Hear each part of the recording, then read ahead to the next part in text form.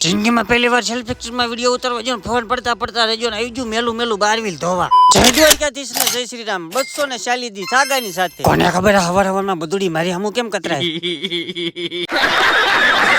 પછી તો આવી જો સીધો ગેરેજ ને પેલા આવી જો ટાંકા ચેક કરો. પણ 2 ટાંકા ભરેલા જોઈને મારું કાળજો કલ્લો થઈ ગયો. અચ્છા. પછી તો પરંપરા મુજબ કરીને કે ભગવાન માતાજી દેવ બધ. પણ આજે ધોકો ને હેદરી જો રિક્ષા બંધી જાય. પછી તો 10 વાગે આવી ગઈ મફતની ચા. 500 જેવા ભાઈ હતા કારણ કે આવ્યા હતા એમના મહેમાન. કાં તો ફેસબુક ના ક્રિએટર ભાવેશભાઈ આવી ગયા. હું આમ રોડ આવેલો હતો ને તે છોકરા ખેતરમાં હોય ને હું છોકરા ભાગો મળે મિની પપ્પા હોય ત્યાં સુધી આપણે ખાતલો કરે ને કે મારો ટીમ ચાલ દે.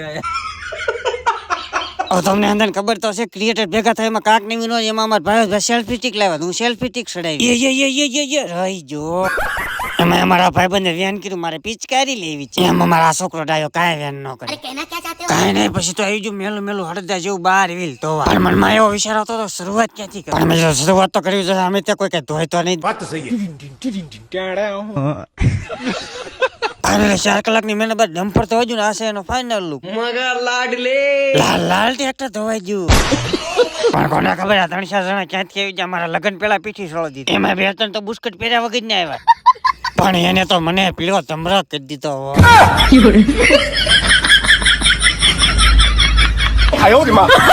એમાં મારા ચિંતનભાઈ આવી સીડા મેં કીધું લે તું બાકી નો રહી જાય. ટાઈમ તો પડી ગઈ ત્યાં ને થજો વાડી સાઈડ ઓન ધ વે. પણ આજ તો રાતે ગાડી પંપ બાજુ વહી ગઈ. પછી તો હું પસાનું નાખી ગયો. હાલો મેં તો પસાનું પેટ્રોલ નાખી દીધું પણ તમે ફોલો કરવા ન ભૂલતા હો.